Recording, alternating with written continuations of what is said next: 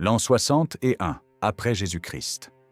Dans la Bretagne romaine, une femme aux cheveux roux qui tombe jusqu'à ses hanches se dresse devant une armée de plus de 100 000 guerriers celtes. Son nom est Boudica, reine des Icènes. Elle a été fouettée en public comme une esclave. Ses 2 filles ont été violées par des soldats romains. Son royaume a été pillé. Maintenant, elle va transformer sa douleur en fureur et mettre l'Empire romain à genoux. Dans les mois qui suivent, 3 grandes villes romaines vont brûler. Londres, Colchester, St. Albans, toutes réduites en cendres. 70 000 Romains et leurs alliés vont périr dans des massacres d'une violence inouïe. L'empereur Néron lui-même envisagera d'abandonner complètement la conquête de la Bretagne. Tout cela parce qu'un procurateur romain a sous-estimé une femme. Voici l'histoire de Boudica, la reine guerrière qui a failli chasser Rome de Bretagne. Pour comprendre la révolte de Boudica, il faut remonter à l'invasion romaine de la Bretagne. Jules César avait déjà tenté 2 expéditions sur l'île en 55 et 54 avant Jésus-Christ, mais sans résultat durable. La vraie conquête commence sous l'empereur Claude en l'an 43. Claude cherche une victoire militaire pour asseoir son pouvoir. Contrairement à ses prédécesseurs, il n'est pas un général respecté. On le considère comme faible, avec son handicap physique et son bégaiement. Il lui faut un triomphe spectaculaire. La Bretagne devient sa cible. 4 légions romaines, soit environ 40 000 hommes, débarquent dans le sud-est de l'île, sous le commandement d'Aulus Plotius. Les tribus bretonnes sont divisées, certaines rivales depuis des générations. Les Romains exploitent ces divisions avec leur stratégie habituelle, diviser pour régner. Le roi des Catuvelauni, Caratacus, tente d'organiser la résistance. Mais beaucoup de chefs bretons font le calcul inverse. Plutôt que de combattre Rome, pourquoi ne pas devenir son allié? On garde son royaume, son titre, une certaine autonomie. On évite la guerre. C'est le choix que fait Prasutagos, roi des Icènes. Les Icènes occupent le territoire qui correspond aujourd'hui au Norfolk et au Suffolk, dans l'est de l'Angleterre. C'est une région riche, traversée par des routes commerciales importantes. Prasutagos règne sur un peuple prospère. En devenant roi client de Rome, il pense protéger son peuple tout en préservant son pouvoir. Pendant quelques années, l'arrangement fonctionne. Prasutagos verse un tribut à Rome, mais garde le contrôle de son royaume. Il épouse Boudica, probablement de sang royal elle aussi. Ensemble, ils ont 2 filles. Les historiens romains Tacite et Dion Cassius nous disent que Boudica était grande, imposante, avec une voix forte et des cheveux roux flamboyants. Elle portait un grand collier d'or et une tunique multicolore recouverte d'une épaisse cape attachée par une broche. Certains pensent qu'elle avait reçu une formation druidique, ce qui expliquerait le respect et l'autorité qu'elle inspirait. Dans la société celte, les femmes pouvaient occuper des positions de pouvoir bien plus facilement que dans le monde romain. Une reine guerrière n'était pas une aberration, c'était une possibilité reconnue. Mais en 47, un nouveau gouverneur romain arrive en Bretagne, Publius Ostorius Scapula. Il doit faire face à des révoltes dans l'ouest et le nord de l'île. Par méfiance, il ordonne le désarmement de toutes les tribus bretonnes, même celles qui sont alliées de Rome. Les Icènes se révoltent. Ils ont respecté leur alliance, et maintenant Rome les traite comme des ennemis potentiels. La révolte est écrasée. C'est probablement à ce moment que Prasutagos devient ou confirme son statut de roi. Il comprend que la position des Icènes est précaire. Rome peut à tout moment décider que leur autonomie n'est plus acceptable. Il faut naviguer avec précaution. Pendant plus d'une décennie, Prasutagos maintient cet équilibre fragile. Il gouverne son peuple, paie ses tribus, évite les provocations. Boudica est à ses côtés, élevant leurs 2 filles. La vie continue sous l'ombre de l'aigle romaine. Puis, vers l'an 60 ou 61, Prasutagos meurt. Prasutagos a pris ses précautions. Dans son testament, il lègue la moitié de son royaume à l'empereur Néron et l'autre moitié à sa femme Boudica et à ses 2 filles. Son raisonnement est simple. En donnant la moitié de ses biens à Néron, il espère que l'empereur protégera sa famille et permettra à son épouse de continuer à gouverner les Icènes. C'est un calcul désespéré, et il va se retourner contre eux de la pire manière possible. Néron envoie son procurateur en Bretagne, un homme nommé Catius Decianus, pour faire l'inventaire des biens du roi défunt et organiser le partage. Mais Decianus voit les choses différemment. Pour lui, ce testament est une insulte. Un royaume client ne peut pas être transmis comme un héritage privé. Quand le roi meurt, le royaume revient entièrement à Rome. Point final. Decianus arrive donc chez les Icènes non pas comme un comptable impartial, mais comme un conquérant. Il confisque les terres de l'aristocratie icène. Les nobles qui avaient reçu des prêts de riches Romains, dont le philosophe Sénèque lui-même, se voient soudainement sommés de rembourser immédiatement des sommes considérables. Le royaume est pillé méthodiquement. Boudica proteste. Elle invoque le testament de son mari, les années de loyauté de Prasutagos envers Rome, le statut de reine qui devrait être le sien. Elle ne comprend pas encore que pour les Romains, elle n'est rien. Une femme barbare qui a l'audace de réclamer des droits sur un royaume que Rome considère désormais comme sa propriété. La réponse romaine est brutale et calculée. Boudica est dépouillée de ses vêtements et fouettée en public. Le fouet, c'est le châtiment des esclaves. En la traitant ainsi, les Romains envoient un message clair. Tu n'es pas une reine, tu es moins que rien. Ces deux filles sont emmenées par des soldats romains. On ne sait pas exactement quel âge avaient ces filles. Elles étaient probablement adolescentes, peut-être plus jeunes. Dans tous les cas, c'est une violation monstrueuse, une humiliation publique destinée à briser la famille royale et à terroriser le peuple icène. Les Romains pensent avoir réglé le problème. Ils ont montré qui commande. Ils ont détruit le prestige de la famille royale. Maintenant, les Icènes vont se soumettre en silence. C'est l'erreur la plus catastrophique qu'ils pouvaient commettre. Boudica ne se soumet pas. La douleur et l'humiliation se transforment en quelque chose de bien plus dangereux, une rage froide et déterminée. Elle ne cherche plus à négocier avec Rome ou à préserver un arrangement politique. Elle veut la vengeance. Elle veut chasser les Romains de Bretagne. La nouvelle de ce qui s'est passé se répand comme une traînée de poudre à travers toute la région. Les autres tribus bretonnes sont horrifiées. Beaucoup d'entre elles ont leur propre grief contre Rome. Les Trinovantes, qui vivaient autour de l'ancienne capitale de Camulodunum, l'actuel Colchester, ont vu leurs terres confisquées pour installer des vétérans romains. Ces anciens soldats se comportent comme des seigneurs, chassant les Bretons de leurs propres fermes, les réduisant en esclavage, les traitant avec un mépris absolu. Les taxes romaines écrasent les populations. Les procurateurs sont corrompus et cupides. Les prêts qu'on leur avait présentés comme des subventions pour développer leur territoire se révèlent être des dettes qu'on exige maintenant de rembourser avec intérêt. Les pratiques religieuses des druides sont interdites. Rome ne se contente pas de dominer, elle écrase et humilie. Boudica commence à voyager de tribu en tribu. Elle est un symbole vivant de ce que Rome fait au peuple qu'elle prétend civiliser.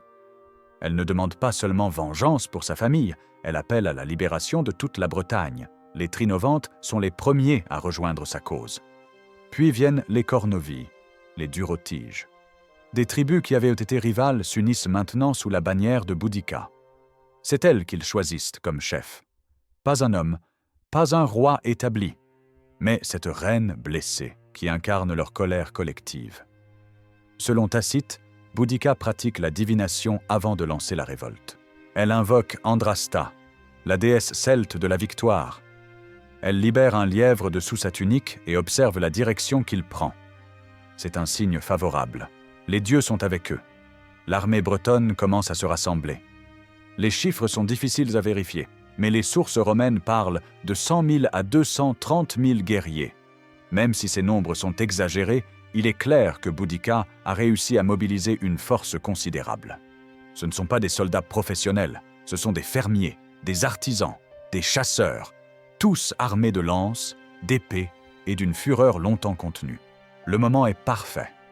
Le gouverneur romain de Bretagne, Caius Suetonius Paulinus, est loin, très loin. Il a emmené 2 légions complètes sur l'île de Mona, l'actuelle Anglesey, au large du pays de Galles.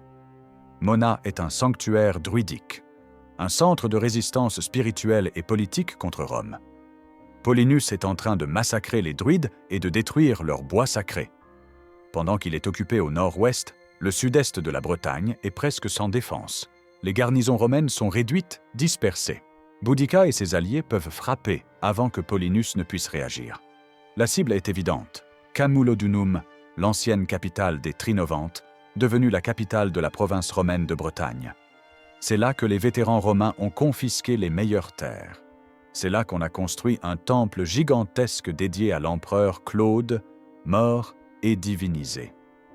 Ce temple symbolise tout ce que les Bretons détestent: l'arrogance romaine, la prétention à la divinité, le mépris pour leur propre tradition. Boudica rassemble son armée et se met en marche. La révolte ne fait que commencer, mais elle va secouer Rome jusqu'à ses fondations. Camulodunum se sent en sécurité. C'est la capitale, après tout. Il y a des vétérans romains partout, d'anciens légionnaires qui savent se battre. La ville est importante, prospère. Qu'est-ce qui pourrait arriver? Pourtant, il y a des signes inquiétants. Des rumeurs circulent sur un soulèvement breton. La statue de la victoire dans le temple de Claude s'est effondrée sans raison apparente, comme si elle tournait le dos à la ville. Des femmes en transe prophétisent la destruction. Les vétérans nerveux envoient des messagers au procurateur Catius Decianus pour demander des renforts. Decianus envoie 200 hommes, 200 soldats à peine armés, pour une ville qui s'apprête à faire face à des dizaines de milliers de guerriers enragés. L'armée de Boudica arrive comme un tsunami. Il n'y a pas de muraille solide autour de Camulodunum. La ville ne s'attendait pas à être attaquée. Les Bretons déferlent dans les rues. Ce qui suit est un massacre systématique. Les habitants romains n'ont aucune chance. Les vétérans tentent de s'organiser, mais ils sont submergés par le nombre. Les 200 soldats envoyés par Decianus sont balayés en quelques heures. Les Bretons tuent tout le monde, hommes, femmes, enfants. Il n'y a pas de quartier, pas de pitié, pas de prisonniers. Le temple de Claude devient le dernier refuge. Quelques centaines de Romains s'y barricadent, espérant tenir jusqu'à l'arrivée de secours. Pendant 2 jours, ils résistent dans le sanctuaire, pendant que Boudica et ses guerriers mettent la ville à feu et à sang autour d'eux. La chaleur devient insupportable. La fumée envahit le temple. Finalement, les défenseurs se rendent. Ils sont tous massacrés. Le temple est détruit de fond en comble. La statue de Claude est décapitée et jetée dans une rivière. Les réserves de nourriture, d'armes et d'équipements sont pillées. Camulodunum n'existe plus. À sa place, il ne reste que des ruines fumantes et des cadavres. Les archéologues modernes ont confirmé cette destruction. Dans les fouilles de Colchester, on trouve une épaisse couche de cendres datant exactement de cette période. La ville a littéralement brûlé. L'intensité du feu était telle que certains parlent d'une mini-Pompéi britannique. Pendant ce temps, des nouvelles de la révolte commencent à atteindre les autres garnisons romaines. La 9e Légion, la Legio IX Hispana, commandée par Quintus Petilius Cerialis, se met en route pour écraser la rébellion. Cerialis est confiant. Les Bretons sont des barbares désorganisés. Face à la discipline romaine, ils vont s'effondrer. Ils rencontrent l'armée de Boudica quelque part sur la route vers Camulodunum. Ce qui devait être une expédition punitive se transforme en catastrophe. Les Bretons attaquent la colonne romaine en marche. L'infanterie de la 9e Légion est anéantie. Cerialis lui-même s'échappe de justesse avec sa cavalerie, laissant derrière lui des milliers de légionnaires morts. Une légion romaine entière vient d'être détruite par des barbares. C'est un choc qui se répercute dans toute la province. Soudain, les Romains réalisent qu'ils ne font pas face à une simple émeute. C'est une guerre totale. Boudica vient de prouver que Rome peut être battue. Et elle n'a pas fini. Le gouverneur Suetonius Paulinus reçoit les nouvelles du désastre alors qu'il est encore sur l'île de Mona. Camulodunum a brûlé. La 9e Légion est détruite. Des dizaines de milliers de Bretons marchent vers le sud. Il doit agir immédiatement. Paulinus abandonne sa campagne contre les druides et se précipite vers le sud avec sa cavalerie, laissant l'infanterie suivre aussi vite qu'elle le peut. Sa destination, Londinium, l'actuel Londres. Ce n'est pas encore la capitale officielle de la province, mais c'est le centre commercial le plus important de toute la Bretagne romaine. Des marchands de tout l'Empire y font des affaires. C'est un symbole de la prospérité romaine. Paulinus arrive à Londinium et évalue la situation. C'est désespéré. La ville n'a pas de muraille défensive solide. Il n'a avec lui qu'une petite force de cavalerie. L'infanterie de la 14e et de la 20e Légion est encore à des jours de marche. L'armée de Boudica, gonflée par les victoires et grossie de nouveaux ralliements, approche rapidement. Paulinus prend une décision qui lui sera reprochée longtemps. Il abandonne Londres. Il n'essaie même pas de la défendre. Les habitants le supplient de rester, mais il refuse. Ceux qui peuvent suivre sa petite troupe sont les bienvenus. Les autres devront se débrouiller seuls ou fuir par leurs propres moyens. Beaucoup de Londoniens ne peuvent pas partir. Les vieillards, les malades, ceux qui pensent pouvoir se cacher ou négocier. Ils restent dans la ville, espérant que les Bretons les épargneront s'ils ne résistent pas. Quand Boudica et son armée arrivent à Londinium, il n'y a personne pour les arrêter. Ce qui suit est une répétition du massacre de Camulodunum, mais à une échelle encore plus grande. Les guerriers bretons se déchaînent dans les rues. Tout le monde est tué. Les femmes de la plus haute naissance, selon Dion Cassius, subissent des tortures atroces. On leur coupe les seins et on les leur coude sur la bouche avant de les empaler. Ces atrocités se déroulent dans une frénésie de violence rituelle, mêlée aux sacrifices offerts à Andrasta. Les sources romaines rapportent ces horreurs pour montrer la barbarie des Bretons. Mais il faut se souvenir de ce qui a déclenché cette furie. Les Romains ont fouetté leur reine et violé ses filles. Ils ont pillé leurs terres et traité les Icènes comme des esclaves. La violence de Boudica est une réponse à la violence romaine. Elle ne cherche pas à être clémente. Elle cherche à terrifier Rome au point que les Romains ne reviennent jamais. Londinium brûle. Les entrepôts remplis de marchandises, les maisons des riches marchands, les bâtiments publics, tout part en fumée.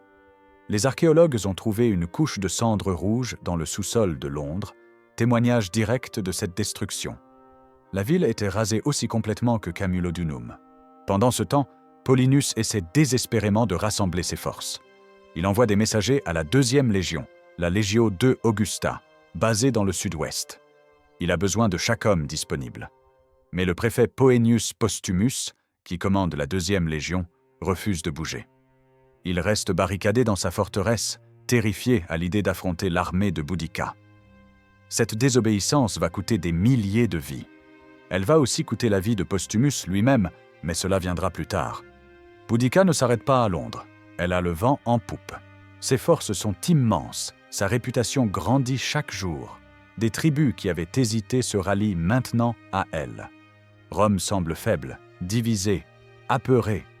C'est le moment de frapper le coup final. La prochaine cible est Verulamium, l'actuel Saint Albans. Verulamium est différente des 2 autres villes. Ce n'est pas une colonie de vétérans romains comme Camulodunum, ni un centre commercial peuplé de marchands romains comme Londinium. C'est un municipe, une ville habitée principalement par des Bretons romanisés, des gens qui ont choisi de vivre à la manière romaine. Pour Boudica et ses guerriers, ça ne change rien. Romanisés ou pas, ces Bretons ont trahi leur peuple. Ils ont adopté les coutumes de l'occupant, porté la toge, construit des bâtiments à la romaine. Ils méritent le même sort que les Romains eux-mêmes. L'armée bretonne déferle sur Verulamium. Il n'y a pas de résistance organisée. La plupart des habitants tentent de fuir, mais beaucoup sont rattrapés. Le massacre est tout aussi brutal qu'à Camulodunum et Londinium. La ville est systématiquement détruite, brûlée jusqu'aux fondations. Tacite estime qu'entre les 3 villes, environ 70 000 personnes ont été tuées. Dion Cassius parle de 80 000 à 90 000 morts. Ces chiffres incluent les citoyens romains et leurs alliés bretons.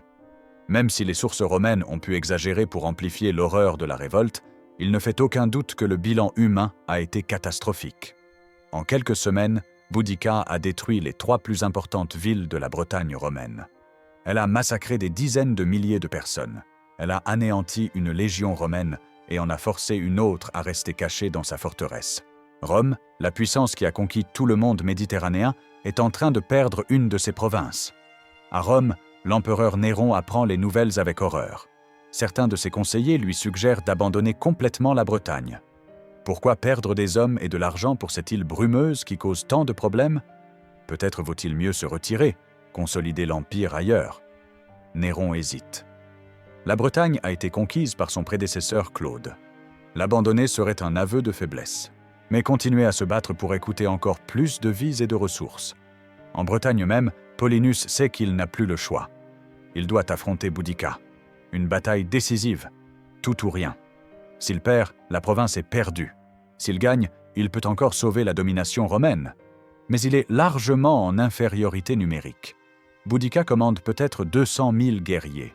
Lui dispose d'environ 10 000 hommes, la 14e Légion au complet, des détachements de la 20e et des troupes auxiliaires. Comment peut-il espérer gagner contre des forces 20 fois supérieures? La réponse va se trouver dans le choix du terrain et dans ce qui fait la force de Rome, la discipline. Paulinus choisit soigneusement l'endroit où il va livrer bataille. Il trouve un site le long de la voie romaine appelée Watling Street, probablement près de l'actuel Manchester dans le Warwickshire. Les historiens ne connaissent pas l'emplacement exact, mais Tacite nous donne une description précise des avantages tactiques du lieu. C'est un défilé étroit, avec une gorge resserrée s'ouvrant sur une plaine dégagée. Derrière les positions romaines, il y a une forêt épaisse qui protège leurs arrières. Sur les flancs, des bois empêchent toute manœuvre d'encerclement. Devant, une plaine ouverte sans couverture où l'ennemi ne peut pas tendre d'embuscade. Paulinus place 6 légionnaires en formation serrée dans le défilé.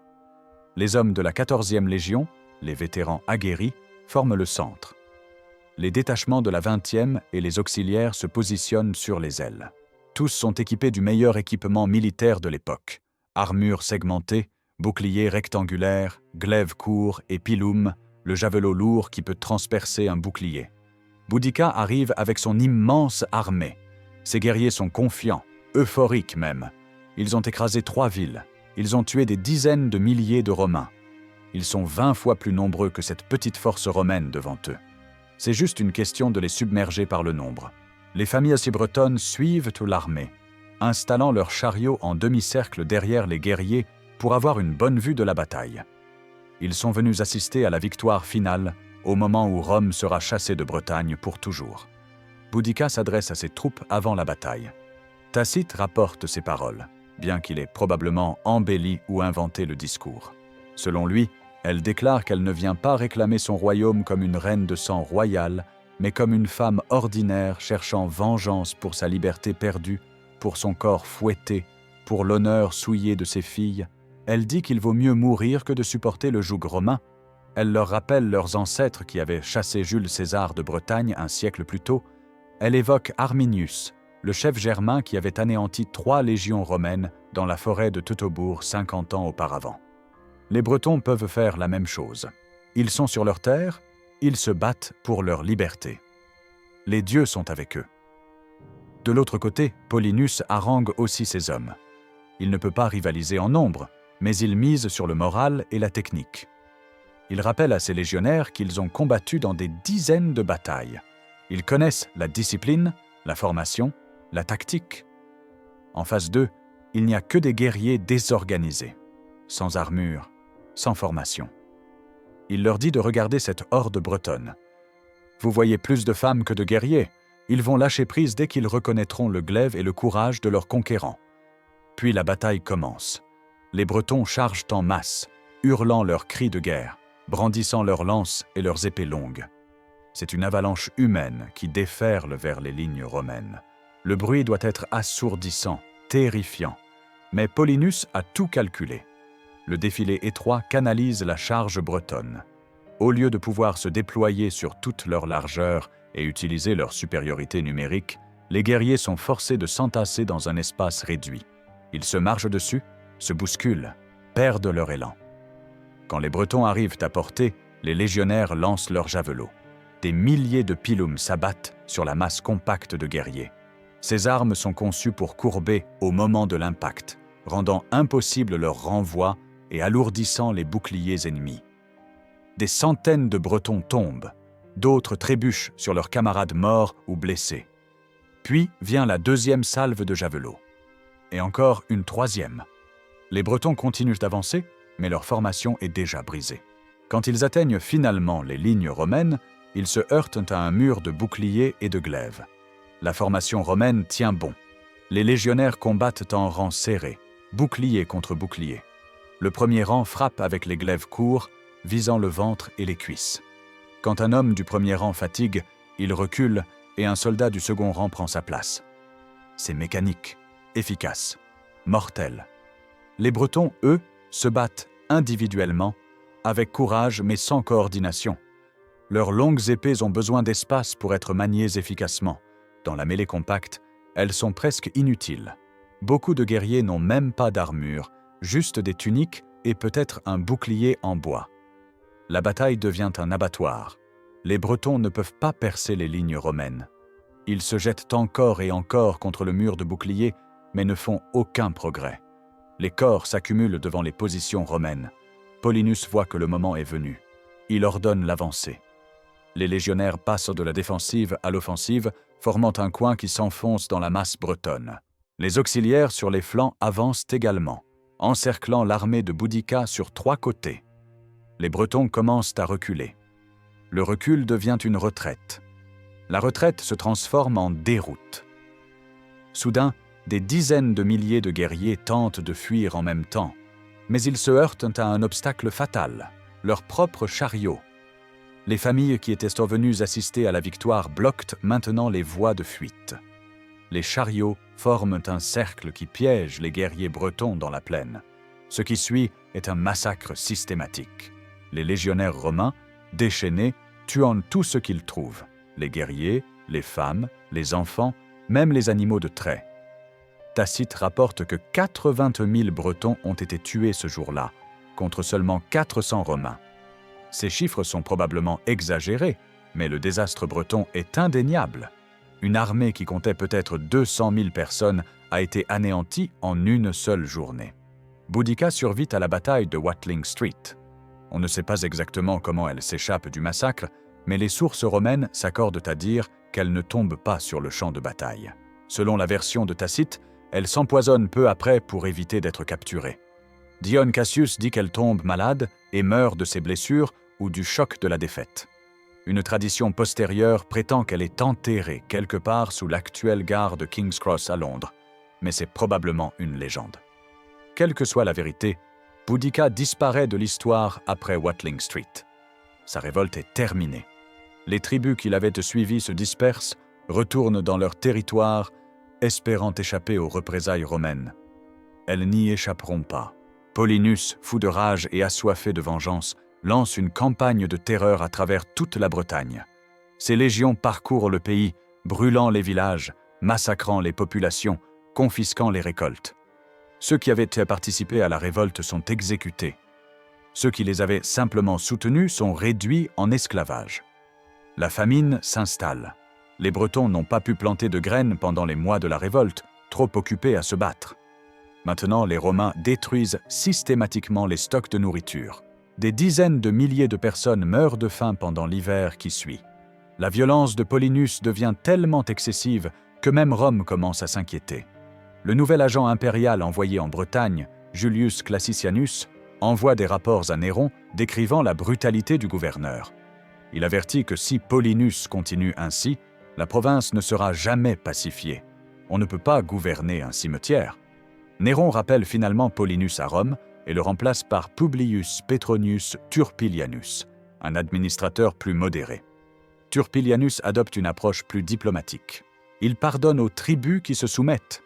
Il essaie de reconstruire plutôt que de détruire. Lentement, très lentement, la paix revient en Bretagne. Quant à Poenius Postumus, le préfet de la 2e Légion qui avait refusé de venir en aide à Paulinus, il ne peut pas supporter le déshonneur. Quand il apprend la victoire de Watling Street, il réalise que s'il avait obéi aux ordres, peut-être que des milliers de vies auraient été sauvées. Il se suicide en se transperçant de son épée, comme l'exige l'honneur romain. Les estimations historiques suggèrent qu'entre 60 et 65 après Jésus-Christ, les guerres en Bretagne ont causé la mort d'au moins 500 000 personnes par les combats, les famines, les représailles et l'esclavage. C'est un quart de la population totale de l'île. La révolte de Boudica et sa répression forment l'un des épisodes les plus sanglants de toute l'histoire de la Grande-Bretagne romaine. Après sa mort, Boudica disparaît presque complètement des archives historiques pendant des siècles. Les Romains préfèrent ne pas trop parler de la fois où une femme barbare a failli les chasser de Bretagne. Les Bretons eux-mêmes, écrasés et occupés, ont peu d'occasion de célébrer une rébellion qui s'est terminée par une telle catastrophe. Les 2 principales sources sur Boudica sont Tacite et Dion Cassius, tous 2 historiens romains. Tacite écrit à peine 40 ans après les événements et son beau-père Cnaeus Julius Agricola était un jeune officier sous les ordres de Paulinus pendant la révolte. Ces informations sont donc relativement fiables. Dion Cassius écrit plus d'1 siècle après, vers 220 après Jésus-Christ. Son récit contient plus de détails dramatiques, mais aussi probablement plus d'embellissement. C'est lui qui nous donne la description physique de Boudica. Grande, imposante, avec ses longs cheveux roux et sa voix forte. Pendant le Moyen Âge, Boudica est pratiquement oublié. Mais à l'époque de la Renaissance, quand les érudits redécouvrent les textes classiques, son histoire refait surface. Au XVIe siècle, sous le règne d'Élisabeth Ière, Boudica devient un symbole national britannique. Une reine guerrière qui a défié Rome? C'est parfait pour une Angleterre protestante qui se voit en lutte contre la Rome catholique. Le nom Boadicée, popularisé au XVIIIe siècle, vient d'une erreur de transcription du nom original Boudica. Mais c'est sous cette forme anglicisée qu'elle entre dans la culture populaire britannique. Au XIXe siècle, à l'apogée de l'Empire britannique, Boudica devient une figure iconique du patriotisme britannique. En 1902, une statue monumentale de la reine debout sur son char de guerre, ses 2 filles à ses côtés, est érigée près du pont de Westminster à Londres. C'est une ironie. Boudica, qui avait brûlé Londres et massacré ses habitants, devient le symbole de la capitale britannique. Le poète Alfred Tennyson lui consacre un poème dramatique. Des pièces de théâtre la mettent en scène. Elle incarne la résistance britannique contre l'invasion étrangère, le courage face à l'oppression, la défense de la liberté nationale. Le fait qu'elle ait perdu est presque secondaire. Ce qui compte, c'est qu'elle s'est battue. Au XXe siècle, Boudica devient également une icône féministe. C'est une des rares femmes de l'Antiquité à avoir commandé des armées et mené une guerre majeure contre Rome. Dans une époque où les femmes luttent pour leurs droits, Boudica représente la preuve que les femmes peuvent être des leaders militaires et politiques aussi capables que les hommes. Les archéologues continuent d'étudier les traces de la révolte de Boudica. À Colchester, Londres et Saint-Alban, on trouve encore des couches épaisses de cendres rouges datant de 60 à 61 après Jésus-Christ. Des squelettes présentant des traces de violence extrême. Des trésors enterrés à la hâte par des Romains terrifiés qui ne sont jamais revenus les chercher. Ces découvertes confirment la violence et l'ampleur de la révolte. Ce n'était pas juste une rébellion régionale. C'était une guerre totale qui a failli détruire la présence romaine en Bretagne. Avec le recul, on peut analyser pourquoi la révolte de Boudica, malgré ses succès initiaux spectaculaires, s'est terminée par une défaite catastrophique. D'abord, le timing. Boudica a profité de l'absence de Paulinus pour lancer sa révolte, mais elle n'a pas pu empêcher le gouverneur de rassembler ses forces. Si elle avait attaqué les légions romaines séparément, avant qu'elles ne puissent se regrouper, elle aurait peut-être pu les détruire une par une. Ensuite, la stratégie militaire. Les victoires bretonnes à Camulodunum, Londinium et Verulamium étaient des massacres de populations civiles et de garnisons réduites, pas de vraies batailles contre des légions en ordre de bataille. Quand Boudica a finalement affronté une armée romaine organisée à Watling Street, les faiblesses tactiques de ses forces sont devenues évidentes. Les guerriers bretons étaient courageux, mais ils manquaient de discipline militaire. Ils chargeaient en masse sans formation cohérente. Ils n'avaient pas d'équipement standardisé. Beaucoup n'avaient même pas d'armure. Face à la machine de guerre romaine, avec sa discipline de fer et son équipement supérieur, le courage seul ne suffisait pas. Le choix du terrain de bataille a également été crucial. Paulinus a forcé Boudica à combattre dans un défilé étroit où sa supériorité numérique était inutile. Si la bataille avait eu lieu en terrain ouvert, les Bretons auraient peut-être pu utiliser leur nombre pour encercler et submerger les Romains. Mais Boudica, grisée par ses victoires faciles, n'a pas refusé la bataille. Elle a foncé dans le piège. Il y a aussi la question de la logistique. Une armée de 100 000 à 200 000 personnes a besoin d'énormes quantités de nourriture. Les Bretons avaient pillé les réserves des villes détruites, mais ces stocks s'épuisaient rapidement. Paulinus a délibérément brûlé les réserves de Londres avant de l'abandonner pour priver les Bretons de ressources. À Watling Street, l'armée bretonne était déjà affaiblie par le manque de nourriture. Enfin, il y a la nature même de la guerre contre Rome. Rome n'abandonnait pas facilement une province. Même si Boudica avait gagné à Watling Street, même si elle avait tué Paulinus et détruit ses légions, Rome aurait simplement envoyé plus de troupes. La Bretagne aurait fait face à une invasion massive, probablement menée par plusieurs légions venues de Gaule et de Germanie. Pour vraiment chasser Rome de Bretagne, il aurait fallu que les tribus bretonnes restent unies et combattent pendant des années, voire des décennies. Il aurait fallu rendre l'occupation tellement coûteuse en vie et en argent que Rome décide elle-même de se retirer. C'est ce qui s'est passé en Germanie après le désastre de Teutobourg, mais même là, il a fallu des décennies de guerre continue. Boudica a réussi à unir les tribus bretonnes pour quelques mois, mais cette alliance était fragile, basée sur la colère et le désir de vengeance. Après Watling Street, l'unité s'est effondrée. Les tribus sont retournées à leur rivalité traditionnelle. Rome a pu les soumettre une par une. C'est une question fascinante pour les historiens. Si l'armée de Boudica avait vaincu Paulinus à Watling Street, qu'est-ce qui se serait passé ensuite? À court terme, toute la Bretagne romaine aurait été perdue. Les quelques garnisons restantes auraient été submergées ou auraient fui vers la Gaule. Les colons romains, les marchands, les administrateurs, tous auraient été massacrés ou chassés. La domination romaine sur l'île se serait effondrée. La question est, combien de temps cette libération aurait-elle duré? Néron, malgré ses défauts, ne pouvait pas se permettre de perdre une province entière. Cela aurait été perçu comme une faiblesse catastrophique. D'autres peuples conquis auraient pu être tentés de se révolter à leur tour. Non, Rome aurait riposté. Probablement, Néron aurait rassemblé une force d'invasion massive, peut-être 4 ou 5 légions complètes, plus des troupes auxiliaires. Cette armée aurait débarqué en Bretagne avec l'ordre de reconquérir l'île à tout prix. Les combats auraient été encore plus brutaux que ceux de la révolte initiale. Le problème pour Boudica aurait été de maintenir l'unité tribale. Après une grande victoire, les tensions entre tribus auraient pu ressurgir. Les Icènes, les Trinovantes, les Catouvellauni avaient tous leurs propres intérêts. Sans la pression immédiate de la présence romaine, ces différences auraient pu les diviser. De plus, toutes les tribus bretonnes n'avaient pas rejoint Boudica. Certaines étaient restées loyales à Rome, soit par calcul, soit parce qu'elles avaient des querelles avec les tribus rebelles. Ces alliés romains auraient pu servir de tête de pont pour une nouvelle invasion. Dans le meilleur scénario pour Boudica, la Bretagne aurait pu devenir ce que la Germanie était devenue. Un territoire que Rome contrôlait partiellement, mais qu'elle ne pouvait pas vraiment pacifier.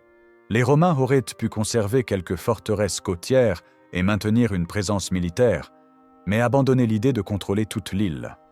Dans le pire scénario, la reconquête romaine aurait été si brutale qu'elle aurait fait ressembler les représailles de Paulinus à une promenade de santé. Rome ne pardonnait pas aux provinces rebelles. La Bretagne aurait pu être dévastée pendant des années. Mais tout cela est de la spéculation. La réalité, c'est que Boudica a perdu. Rome a gagné, et la Bretagne est restée une province romaine pendant encore 3 siècles et demi, jusqu'en 410 après Jésus-Christ, quand l'Empire romain d'Occident s'est effondré et que les légions ont été rappelées pour défendre l'Italie elle-même. Boudica n'était pas une anomalie dans la société celte. Les femmes celtes jouissaient d'un statut bien plus élevé que leurs homologues romaines. Elles pouvaient hériter de propriétés, diriger des tribus et même commander des armées. Les sources romaines et grecques mentionnent régulièrement des femmes guerrières celtes. Tacite lui-même note avec une certaine surprise que les Bretons ne faisaient pas de distinction entre hommes et femmes dans le choix de leur chef militaire. Pour les Romains, l'idée qu'une femme commande des hommes au combat était presque incompréhensible.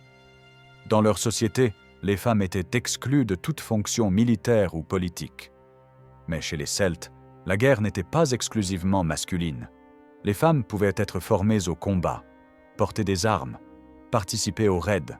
Dans certaines légendes irlandaises et galloises, on trouve des femmes guerrières enseignant les arts martiaux aux héros. Cette différence culturelle a probablement contribué à l'erreur de jugement des Romains face à Boudica. Ils l'ont sous-estimée parce qu'elle était une femme. Ils ont pensé que les tribus bretonnes ne suivraient jamais vraiment une reine au combat. Ils se sont trompés, et cette erreur leur a coûté cher. Après la conquête romaine et la christianisation de la Bretagne, cette tradition de femme guerrière s'est progressivement éteinte. Le droit romain et plus tard la loi chrétienne ont progressivement réduit le statut des femmes. Mais pendant des siècles, Boudica est resté dans la mémoire collective comme le souvenir d'une époque où les femmes pouvaient être reines et guerrières. Comment savons-nous tout cela sur Boudica?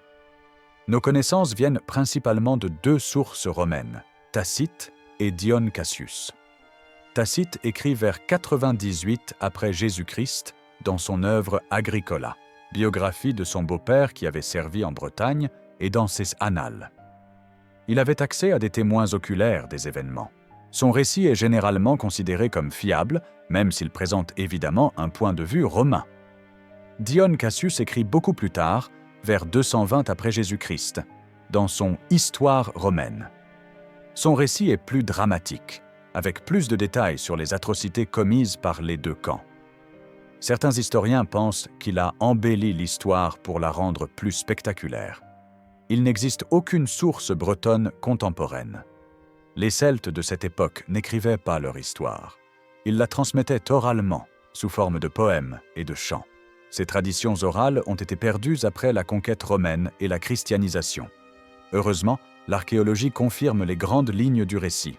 Les fouilles à Colchester, Londres et St Albans montrent toutes des destructions massives datant exactement de 60 à 61 après Jésus-Christ.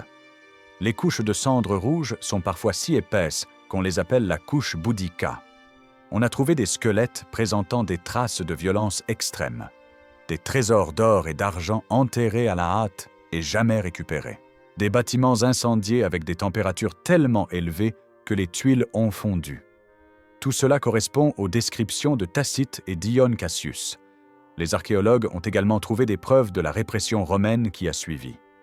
Des villages bretons détruits, des fosses communes, des preuves de famine généralisée. La violence décrite par les sources anciennes n'était pas exagérée. Boudica a régné comme reine des Icènes pendant quelques mois seulement après la mort de son mari. Sa révolte a duré moins d'1 an. Pourtant, près de 2000 ans plus tard, on se souvient encore de son nom. Elle représente quelque chose qui transcende les détails historiques de sa révolte. Elle est devenue un symbole universel de la résistance contre l'oppression, du courage face à l'injustice, de la détermination à se battre même quand les chances de victoire sont minces. Son histoire résonne particulièrement parce qu'elle était une femme dans un monde dominé par les hommes. Les Romains, qui se considéraient comme les porteurs de la civilisation, ont été mis en déroute par une barbare qu'ils méprisaient doublement pour son sexe et pour son origine. Boudica nous rappelle aussi les coups terribles de l'impérialisme. Rome se présentait comme apportant la paix, la loi, la civilisation au peuple qu'elle conquérait. Mais cette paix romaine était souvent imposée par la violence, l'exploitation et l'humiliation. La révolte de Boudica a été déclenchée par des actes de barbarie commis par des administrateurs romains contre une reine et ses filles. La violence de la révolte elle-même, avec ses massacres de dizaines de milliers de civils, nous montre comment la brutalité engendre la brutalité.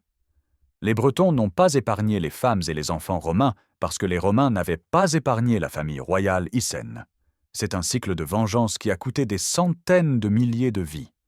La défaite finale de Boudica nous enseigne également les limites de la rage et du courage face à une machine militaire bien organisée. Les guerriers bretons étaient prêts à mourir pour leur liberté, mais ils n'avaient pas la discipline, l'équipement et la stratégie nécessaires pour vaincre les légions romaines en bataille rangée. Pourtant, malgré sa défaite, Boudica a accompli quelque chose de remarquable. Elle a montré que Rome n'était pas invincible. Elle a failli chasser l'empire le plus puissant du monde d'une de ses provinces. Elle a forcé les Romains à reconsidérer leur manière de gouverner les peuples conquis. Après la révolte, Rome a adopté une approche plus mesurée en Bretagne, essayant de gagner la loyauté des tribus plutôt que de simplement les terroriser. La statue de Boudica sur son char de guerre, près du Parlement britannique à Londres, la montre debout, fière, ses filles à ses côtés, fouettant ses chevaux vers l'avant. C'est l'image d'une femme qui n'a pas accepté l'injustice, qui s'est battue contre l'impossible, qui a préféré mourir libre plutôt que vivre soumise. Son nom, Boudica, signifie « victorieuse » en celte. Elle n'a pas gagné la guerre contre Rome, mais elle a gagné quelque chose de plus durable, une place dans l'histoire comme symbole éternel de résistance et de courage. Pour cela, 2000 ans plus tard, nous nous souvenons encore de la reine qui a brûlé Londres et fait trembler Rome.